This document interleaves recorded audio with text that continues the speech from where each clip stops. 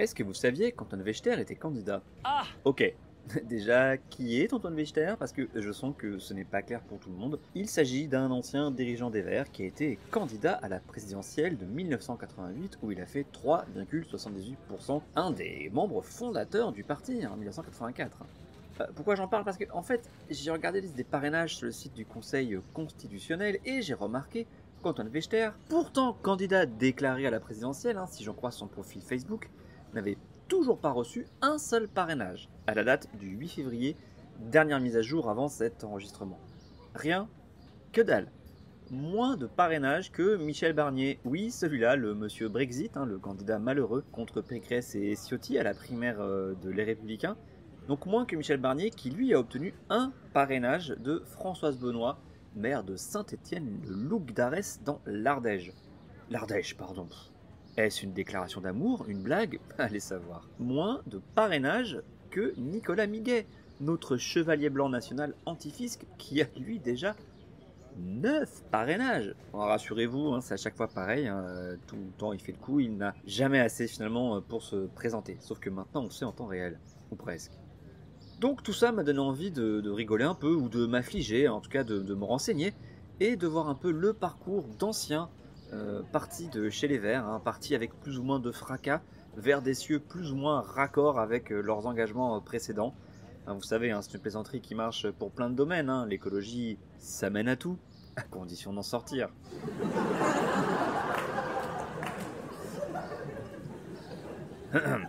N'empêche qu'il y a un paquet d'anciens dirigeants de ce parti, des Verts, qui... On va pas parler des militants lambda, ni des cadres locaux, ça prendrait évidemment beaucoup trop de temps, des heures, mais on a un paquet, rien que d'anciens secrétaires nationaux, donc, qui ont fini par quitter ce parti et aller faire carrière ailleurs. J'ai donc voulu en parler de quelques-uns au hasard, Antoine Wechter, Jean-Luc Benamias, Yann Verling et Emmanuel Cos. 4 exemples, 4 époques, 4 situations et parcours différents.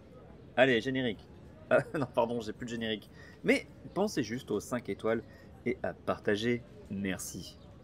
Revenons donc à Antoine Wechter, qui est parti du parti au début des années 1990 parce que les Verts, sous l'impulsion de gens comme Dominique Vonnet ou Yves Cochet, cherchaient à ancrer le mouvement à gauche. Parce que le constat c'était qu'en étant tout seul, le parti ne gagnait rien, sinon des clopinettes. Une stratégie qui va s'avérer payante. En 1995, seuls les Verts arrivent à réunir les 500 parrainages. Brice Lalonde et Antoine Wechter n'y arrivent pas.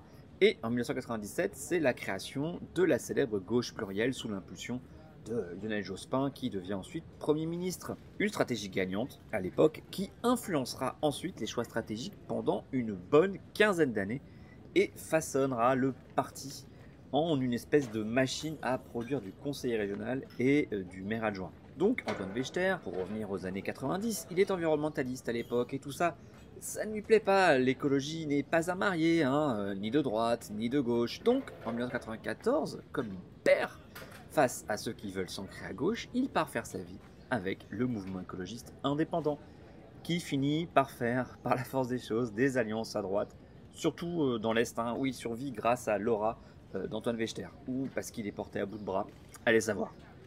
Mais je pensais que l'écologie n'était pas à marier. Bref, aujourd'hui, Wechter est conseiller municipal de Fouleren, ou adjoint au maire, je ne sais pas, Wikipédia et les sites de la ville ne se contredisent. Et surtout, il est candidat à la présidentielle au nom du MEI, son parti depuis toujours, si vous avez suivi. Une candidature écolo, mais pro-nucléaire et anti-éolienne. Son profil Facebook ne parle quasiment que de ça, à croire qu'il s'entraîne à être doublure de Jean-Marc Jancovici. Vraiment, il ne parle que de ça, j'ai regardé. Et quand même un petit peu du RIC, le RIC, le référendum d'initiative citoyenne, peut-être pour être un peu dans le coup, et du cadre de vie. Bon, c'est très vaste le cadre de vie, mais bon, il en parle en tout cas. C'est bien maigre pour un programme présidentiel, même si, notez, c'est déjà plus que le programme de Taubira. Oh, c'est une blague, allez, revenez. Si vous n'aviez pas entendu parler de sa discrète campagne, c'est normal. Son dernier passage média, c'est Moselle TV. Alors, je ne dis pas de mal de cette télé locale parce que j'ai découvert que leur compte Twitter me suivait. Eh, coucou les gens de Moselle TV, ça va? Un autre historique qui a quitté le parti après l'avoir dirigé plusieurs années, c'est Jean-Luc Benamias. Attention à l'orthographe, elle est assez compliquée, c'est Benamhmias. C'est facile de se tromper. Jean-Luc Benamias, a été le secrétaire national des Verts pendant 4 ans, de 1997 à 2001, alors qu'il est adhérent depuis 1984. Et pendant son mandat de député européen, acquis en 2004, il quitte les Verts en 2007 au profit du MoDem. Un certain nombre de cadres locaux ont suivi le même chemin, certains pour être directement, tout de suite, hop, candidats aux législatives de 2007 et se planter. C'était la mode à l'époque. Oui, c'était la mode quand le tout nouveau MoDem surfait sur le succès de Bayrou, troisième homme de l'élection présidentielle, courtisé même par Ségolène Royal et une partie du PS. Ce parti, le MoDem, devait remodeler le paysage politique français. Et en fait, non. Même si le congrès socialiste qui a suivi, celui de Reims, s'est joué en partie là-dessus, mais il a vu la défaite de la ligne royale à cause d'un rapprochement, la défaite de la ligne royale d'un rapprochement avec le centre. Les socialistes finalement votent pour Martine Aubry, allié à Bertrand Delanoë, qui prônaient tous les deux le cordon sanitaire avec le centre. Même si Martine Aubry s'alliait avec eux en fait au niveau de la métropole lilloise, ce fameux relativisme socialiste qui a fait tant de mal. Au moins Bertrand Delanoë, il a refusé catégoriquement l'alliance à Paris, ce qui fait qu'il n'a pas gagné le 5e arrondissement à l'époque. Enfin bref, fin de la parenthèse. Jean-Luc rejoint donc le MoDem juste après la présidentielle qu'il avait pourri pour Voynet, qui était la candidate verte de 2007, quand il avait lancé un appel pro-Hulot en janvier 2007. Pète en timing, on dirait la primaire populaire. Un appel d'autant plus ridicule que Nicolas Hulot avait cette année-là bâti sa crédibilité en se voulant au-dessus des partis et en faisant signer au candidat son pacte écologique lors d'un happening au Zénith de Paris après une signature massive de plusieurs centaines de milliers de personnes via Internet. Tout le monde était invité, sauf l'extrême droite. À l'époque, c'était juste Jean-Marie Le Pen. Donc tout le monde était invité, était venu et avait signé. Les finalement candidats, comme Nicolas Dupont-Aignan, Nicolas Sarkozy, François Bayrou, Ségolène Royal, Dominique Voynet, Marie-Georges Buffet pour le PCF, et des wannabe candidats qui n'avaient finalement pas réussi à obtenir les 500 parrainages. Mais certains savaient bien nous faire rire avec leur esprit de sérieux à toute épreuve. Et vous allez voir, il y a des noms que vous connaissez, pas tous bien sûr. Il y avait France Gamère, une élue UMP marseillaise, mais dans un parti écolo appelé Génération Écologie. Rachid Nekaz, un drôle de personnage, lui. Antoine Wechter, coucou. Corinne Lepage, qui après a finalement soutenu François Bayrou. Nicolas Miguet, le défenseur des pauvres contribuables. Et l'inénarrable Jean-Marc Governatori. Mais revenons à Jean-Luc Benamias. Nous l'avions donc laissé quand il quitte les Verts en 2007 pour le MoDem. Il se fait réélire député européen du MoDem en 2009 dans la circonscription du Grand Sud-Est, le Sud-Est, et tente une implantation à Marseille, plus ou moins réussie, avec des scores aux élections locales pas toujours honteux, il faut le reconnaître, et il commence à entamer à ce moment-là un salon politique pas toujours facile à suivre. Il prend ses distances avec le MoDem, crée une fédération écologie-démocratie en 2010, appelle à voter Hollande en 2012, crée son parti Front démocrate en 2014, participe à des alliances avec l'UDI et fait de la figuration en 2016 à la primaire de la Belle Alliance Populaire, le PS avec un autre ancien écolo, François de Rugy. Aujourd'hui il a 67 ans et Jean-Luc Benamias n'est apparemment politiquement plus actif, ce qui n'est pas si grave. J'espère qu'il savoure son temps libre. Yann Verling. Yann Verling est un cas vraiment singulier. Désigné secrétaire national après des heures et des jours de négociations entre différentes tendances, nous sommes alors en 2003-2004, il est vu comme le point d'équilibre et le plus petit dénominateur commun, et il succède au catastrophique mandat de Gilles Lemaire. Personne ne le prend au sérieux, il est jeune, inconnu, et ne dirige pas vraiment le parti. Toutes les composantes de ce parti veillent en ce sens. On lui prête peu d'ambition, il est considéré comme un gentil garçon, et de toute façon, après la politique, on sait qu'il retournera à son métier premier, illustrateur. Des jolis dessins d'ailleurs, dans un style faussement naïf, assez doux, crayonné, tout ça. C'est cette réputation des années 2000 qui est balayée quand on voit le parcours qui suit.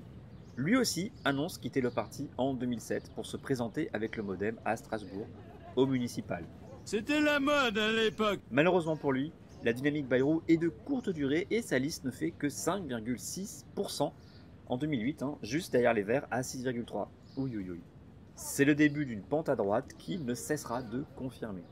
Yann s'engage alors à fond dans le MoDem, il intègre les instances dirigeantes, il se présente aux européennes sans être élu, il est tête de liste pour l'Alsace au régional de 2010, il fait 4,4%, il ne sera donc pas élu. Il quitte le parti centriste en 2013 pour rejoindre à la fois l'UMP et Paris, où en 2014 il soutient la candidature de Nathalie Kosciusko-Morizet, celle qui devait battre Anne Hidalgo. Là, même si NKM est battu, il s'installe pour 2 mandats au Conseil de Paris jusqu'en juin 2020, le temps de se faire élire au Conseil régional en 2015 avec la victoire de Valérie Pécresse sur Claude Barthelone. Sans cesse, ils font cette insupportable danse du ventre aux électeurs du FN à grands coups de race blanche, race blanche, race blanche. Il est aujourd'hui vice-président de la région Île-de-France, le 8e, chargé de la transition écologique, du climat et de la biodiversité. Vous noterez qu'il est toujours écolo en fait.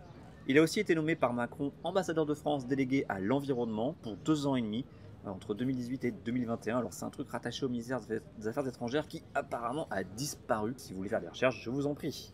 Emmanuel Cos, la 4e personne dont je voulais parler, fait partie des têtes arrivées chez Europe Écologie Les Verts pendant la dynamique des européennes entre 2009 et 2010, entre les européennes et les élections régionales. J'avoue qu'à l'époque, moi je ne savais pas du tout qui c'était, mais elle avait accompli la performance d'avoir été à 25 ans la première femme, la première personne hétérosexuelle et la première personne séronégative à diriger ACT UP, que vous connaissez, qui est l'association de lutte contre le sida. Et donc elle l'avait dirigée de 1999 à 2001. Elle est d'emblée, une fois qu'elle rejoint le parti EELV, elle est d'emblée élue conseillère régionale en 2010 donc, et tête de liste à Paris si ma mémoire est bonne. Malgré la défaite de la gauche en 2015, elle reste conseillère régionale d'opposition. Entre-temps, elle remplace Pascal Durand, qui assurait l'intérim de Cécile Duflot, à la tête du parti, quand celle-ci devient ministre du Logement. Le truc rigolo, c'est qu'à peine élue à la région, après avoir été tête de liste EELV en Île-de-France, tout en étant secrétaire nationale du parti, elle accepte un poste ministériel, le logement, comme Cécile Duflot, avec Manuel Valls comme Premier ministre. Le même Manuel Valls qui avait fait quitter le gouvernement aux 2 ministres verts de l'époque, Cécile Duflot et Pascal Canfin. Tous les deux ont d'ailleurs quitté le parti depuis, entre parenthèses, Duflot pour mener une vie de dirigeante associative à Oxfam France, Canfin pour diriger le WWF un temps et reprendre la politique en 2019 avec En Marche et redevenir ainsi député européen. Un poste où il se débrouille bien, il avait créé Finance Watch à son premier mandat. Bon. Enfin voilà, croire que personne ne reste dans ce parti. Aujourd'hui, Emmanuel Coste est resté fidèle aux socialistes, j'ai vu passer son parrainage à Anne Hidalgo pour la présidentielle. Elle est toujours conseillère régionale, dans l'opposition bien évidemment, et elle a été élue présidente de l'Union sociale pour l'habitat en novembre 2020. Alors l'USH, c'est une fondation qui regroupe 4 fédérations d'organismes HLM et une fédération qui à son tour regroupe d'autres associations régionales. Il y a la Fédération nationale des offices publics pour l'habitat, l'OPH, la Fédération nationale des entreprises sociales pour l'habitat, une autre fédération nationale des sociétés coopératives d'HLM et Procivis UESAP. Coucou les acronymes. Voilà. Et voilà, j'ai fini mon tour de ces 4 exemples. On pourrait continuer sur d'autres, mais quand je vois ces exemples, et donc on pourrait en citer d'autres, des adhérents élus ou cadres plus ou moins anciens qui ont fini par partir. Il y a Larouturou qui a fait des allers-retours, Caroline Mécari, Anne Lestrade, Christophe Najdowski, et pour pas rester uniquement à Paris, François de Rugy, Barbara Pompili, qui eux ont rejoint carrément En Marche ou des satellites. Tous pour des parcours plus ou moins réussis, chacun parti pour des raisons qu'on pourrait qualifier de plus ou moins opportunistes. Un mandat, une promotion de ministère, des raisons idéologiques, alors ça assez rarement en fait, ou simplement un ras-le-bol de la politique et une prise de recul nécessaire. Parfois j'étais en colère contre certains qui partaient, et puis avec le temps, on finit par comprendre. Il n'y a pas vraiment de conclusion unique à tirer de ces quelques exemples qui couvrent une période de quasiment 30 ans. It's been 84 years. Parfois, c'est pour des raisons purement financières ou pour rester élu. Tout n'est pas noir ni tout blanc. Il n'y a pas d'un côté les anges qui restent et les salauds qui partent, puisque les raisons financières ou pour rester élu, parfois c'est aussi pour rester. De toute façon, si autant de gens quittent ce parti, y compris après y avoir exercé de grosses responsabilités, c'est aussi qu'il peut être fatigant, éreintant, frustrant, même s'il est à l'heure actuelle le seul véhicule pour l'écologie politique en France. Et donc, si on vote écolo, on vote Jadot, et on verra après les élections présidentielles et législatives pour les suites de ce mouvement de l'écologie politique. À la semaine prochaine.